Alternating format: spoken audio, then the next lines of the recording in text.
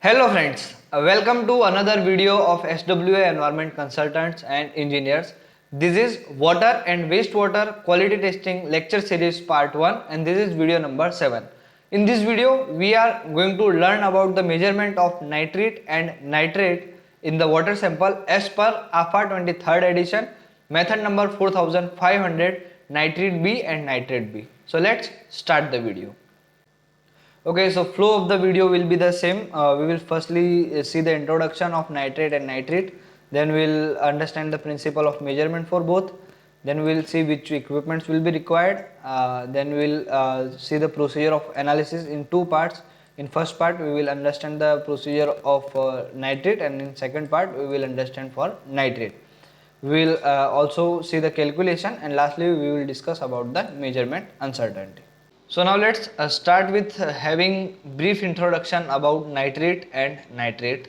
So basically the nitrate and nitrate can often interchange in each other, and sometimes they present together due to the natural phenomena of nitrogen cycle.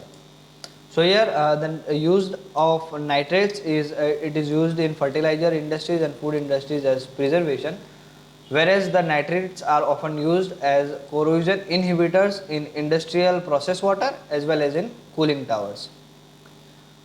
Nitrate and nitrate are found together in sewage, septic tanks, wastewater of fertilizer industries and agricultural runoff. The nitrate rich water which is discharged into any water body that can degrade the water quality by encouraging the excess growth of algae, and which leads to the eutrophication in water body. The permissible limit of nitrate as per CPCB standards, the permissible limit of nitrate in inlet surface water is 10 milligram per liter, and in marine coastal areas it is 20 milligram per liter as per CPCB standards. So this was a brief introduction about nitrate and nitrate.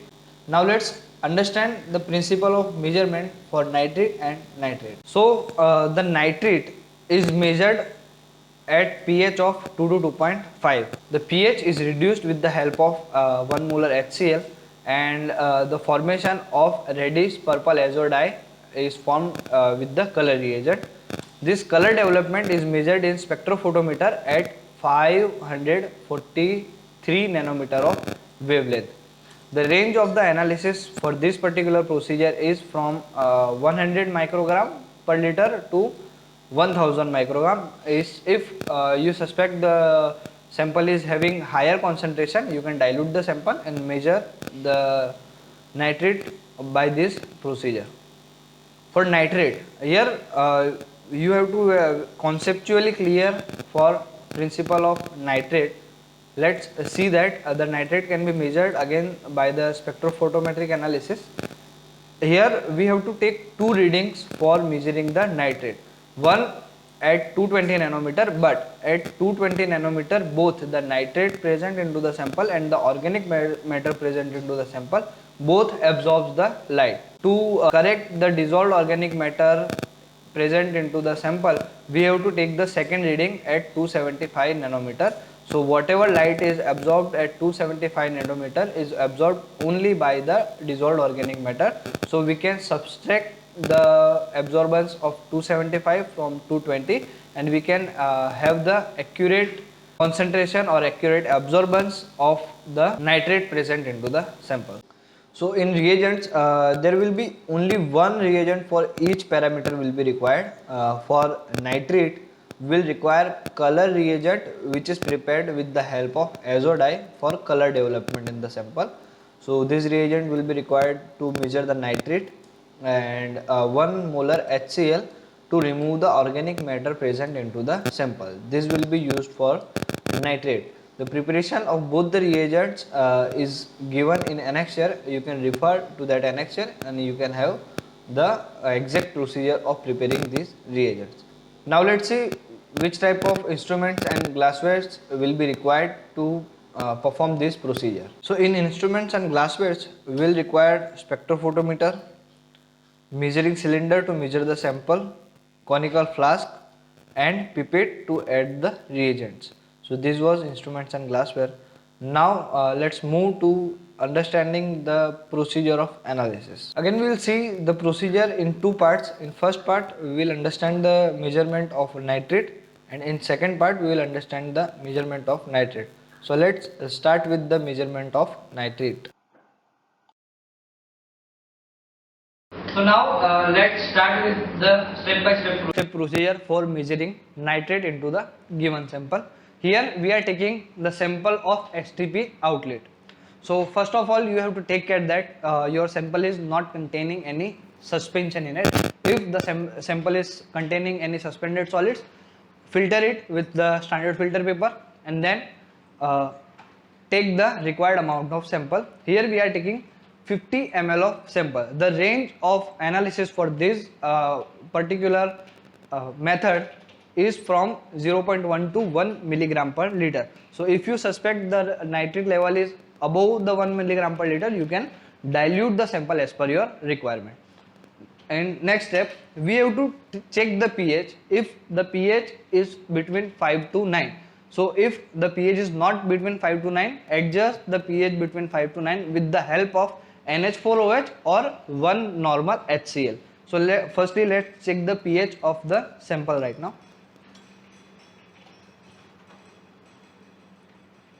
So here we can see slightly green color is appearing on the pH paper. That means it is around 7. So we don't have to adjust the pH. So now let's add 2 ml of color reagent into the sample. So you can see the slightly purple color is started appearing into the sample. We will let the color develop for minimum 10 minutes. After 10 minutes we will take the absorbance into the spectrophotometer at wavelength of 543 nanometer. So after 10 minutes, when the color is properly developed into the solution, we will take absorbance in spectrophotometer. So standard operating procedure for double beam spectrophotometer is, firstly you start the spectrophotometer, then calibrate it. After that select the wavelength and standard curve. The preparation of standard curve is given in annexure. You can refer to that and you can prepare the standard curve. After preparing the standard curve, do the cell matching by filling distilled water in both the cuvettes. Make sure the transparent side of cuvette is clear.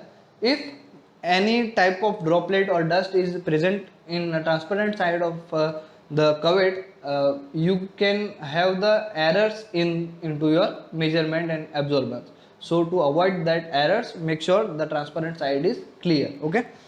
After doing the cell matching, fill the distilled water in reference cuvette and the solution into the sample cuvette. So now we will add this solution to sample cuvette. After adding the sample, clean if any drops are visible on transparent side. Clean it properly. Fit it into the sample slot and take the reading.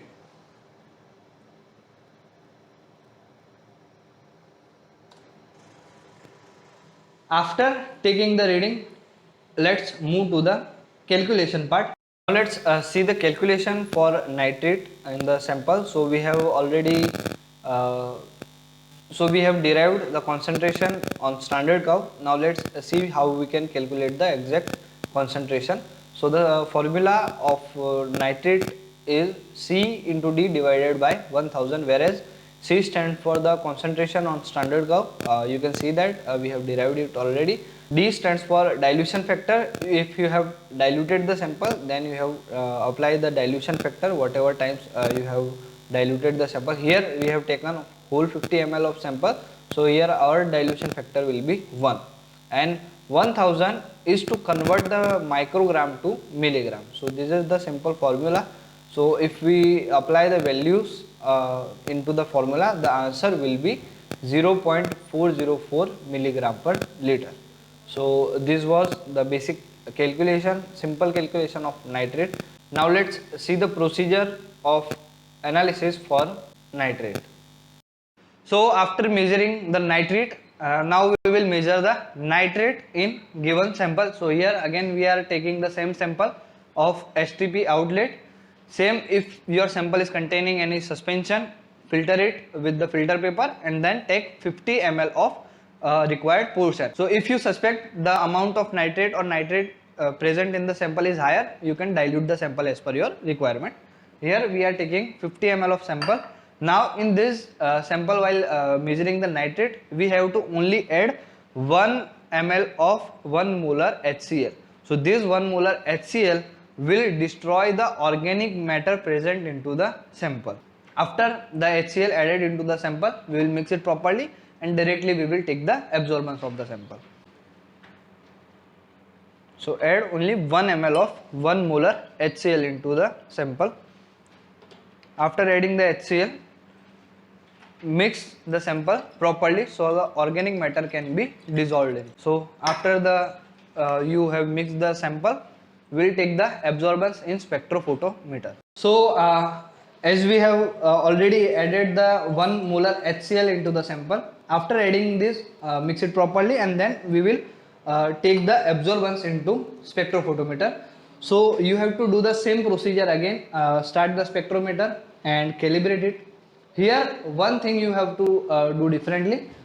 We do not have to select any standard curve. We have to select multiple wavelength in this.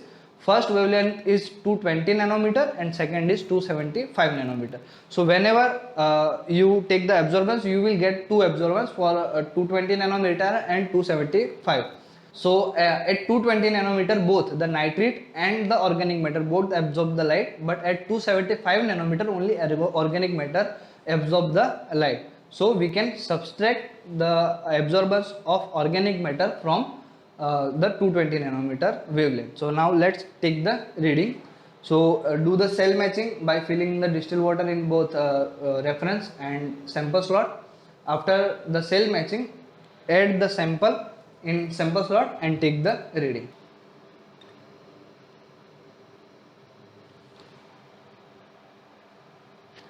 So again, make sure the transparent side of the cuvette is clear. There is no any droplets or dust or fingerprints available on the transparent side to avoid errors into the sample.